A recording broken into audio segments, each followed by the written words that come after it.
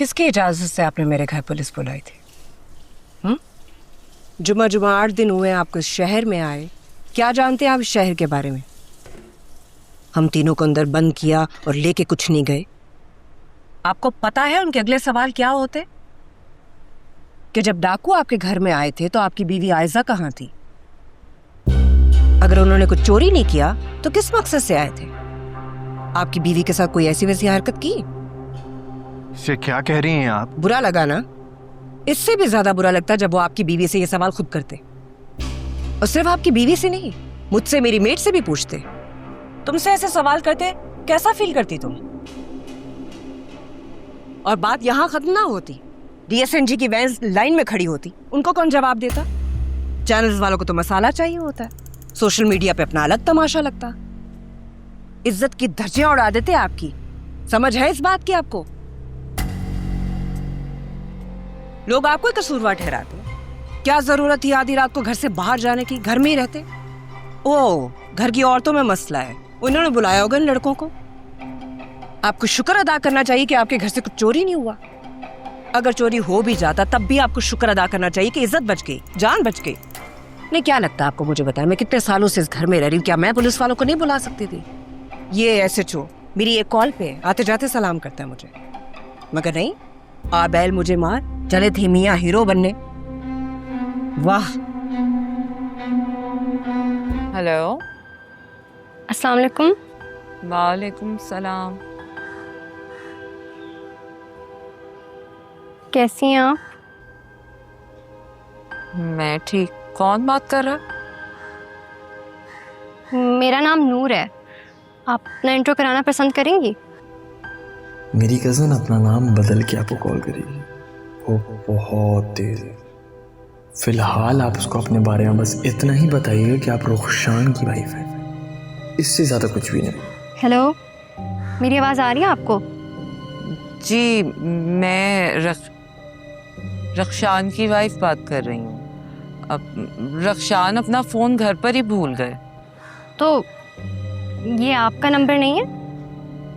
जी नहीं। अच्छा, एक्चुअली मैं किसी और को कॉल करना चाह रही थी, गलती से आपका नंबर लग गया। आप वैसे अपना नाम बताएंगी? जब तुमने मुझसे बात ही नहीं करनी है तो मेरा नाम जान के क्या करोगी? अगली बार नंबर ठीक से मिलाना।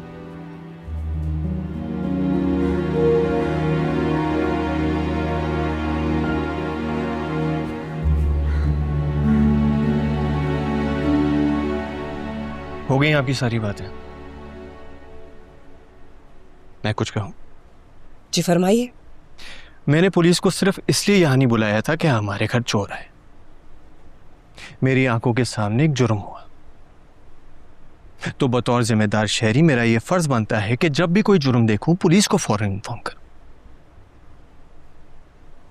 और मेरी हिम्मत कैसे हुई पुलिस को आपके घर बुलाने की? तो आपके सवाल का जवाब यह है कि बेशक ये घर आपकी मलकियत है, लेकिन जब तक हम यहां रह रहे हैं और उसका किराया दे रहे हैं, ये घर हमारा भी है। तीसरी बात,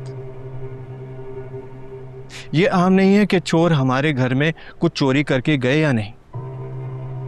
अहम यह है कि चोर हमारे घर में घुसे, हमें गन पॉइंट पे रखा, हमें बांधा, हमारी एक एक चीज को बखेर के चले गए। इस सब की वजह से मेरी वाइफ किस ट्रॉमा से गुजरी है आपको अंदाजा भी है? और चौथी बात, क्या गारंटी कि वो चोर दोबारा नहीं आएंगे?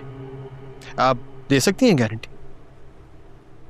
वो चोर दोबारा ना आए इसलिए जरूरी था कि पुलिस में रिपोर्ट दर्ज की जाए, और मैं वही कराने जा रहा था। लेकिन आपने कानूनी अमल में दखल देकर उन मुजरिमों का साथ दिया। और ये मत समझिएगा कि आपने पुलिस से झूठ बोला, पुलिस वापस चली गई तो मैं चुप होकर, खामोश होकर घर में बैठ जाऊंगा। मुझे उन मुजरिमों को जेल पे पहुंचाने के लिए जिस हद से गुजरना पड़े, मैं गुजरूं।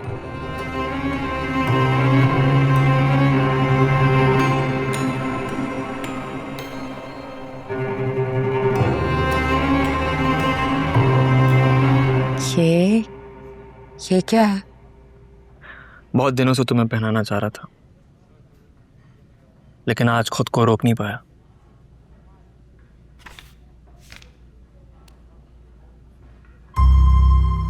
आज से तुम मेरी हो। ये तो बहुत कीमती लग रही है। ओरिजिनल डायमंड्स एंड रूबीज है। हाँ, कीमती है, लेकिन तुम्हारी एक मुस्कुराहट के मुकाबले कुछ भी नहीं है। मैं तुम्हें कुछ और दिखाता हूँ। ये DHA में 2000 गज के घर के डॉक्यूमेंट्स, ये हमारा है।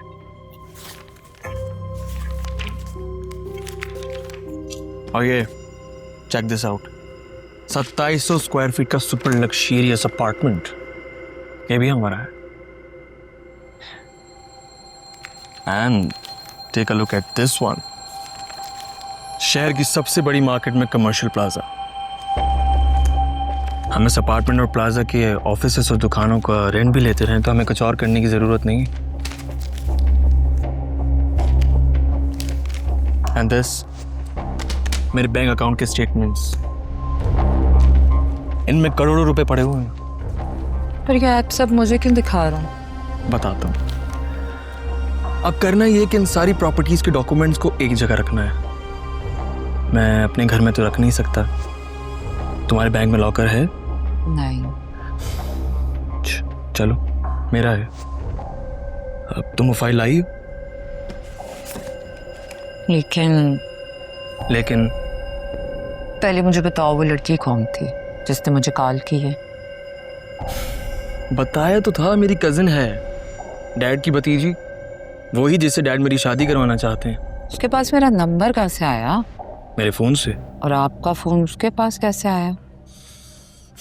यार, बहुत ही कोई पोजेसिव किस्म की लड़की है, बहुत तंग आ गया हूं मुझसे। अभी हमारे दरमियान कोई ताल्लुक नहीं है, उस पर भी मुझ पे अपनी मिल्कियत जताती रहती है। पता नहीं शादी या मंगनी हो जाती तो क्या ही करती। तुम्हें पता है, मेरी इजाजत के बिना मेरे कमरे में आ जाती है, चीजें समेटने लगती है, कबर्ड खोलती है और कपड़े अरेंज करने लगती है। तो आप उसे मना नहीं करते? करता हूँ, बहुत करता हूँ, चीखता हूँ, उस पर चिल्लाता हूँ, लेकिन वो बाज ही नहीं आती। असल में उसी ने डैड की शय हासिल है, उसी की ईमा पर दंदनाती फिरती है, लेकिन अब वो ऐसा नहीं कर सकती। मैं आज ही सरफराज की सारी प्रॉपर्टीज तुम्हारे नाम पर ट्रांसफर करवा दूंगा, और फिर तुम उसे सब कुछ सच सच बता देना। वो खुद ही होश से में आके तुम्हें डिवोर्स दे देगा, और फिर हम निकाह करके अपने DHA वाले घर में शिफ्ट हो जाएंगे। क्या हो, तुम इतनी चुप चुप क्यों? क्या सब कुछ ऐसा ही होगा जैसा आप कह रहे हैं? मैंने ना बहुत छोटी उम्र से ऐसी जिंदगी के ख्वाब देखे थे, मुझे लगता है कि अब पूरे होंगे, लेकिन ना दिल बहुत डरावा है। फिर सब कुछ प्लान के मुताबिक ना हुआ तो, और अगर सरफराज ने मुझे तलाक ही ना दी तो? अरे आपको नहीं पता, बहुत जिद्दी है वो, जिद में आ जाए ना तो कुछ भी कर देता है। मेरी बात सुन, तुम अकेली नहीं हो, मैं हूं ना तुम्हारे साथ। तुम जब कहोगी मैं तुम्हारे घर आके सरफराज को बता दूंगा कि हम दोनों एक दूसरे से मोहब्बत करते हैं और एक दूसरे से शादी करना चाहते हैं। अगर वो आगे से ज्यादा मर्दानी ही दिखाएगा तो चूड़ियां तो मैंने भी नहीं पहन रखी हैं। तुम फिक्र नहीं करो, चाय पियो।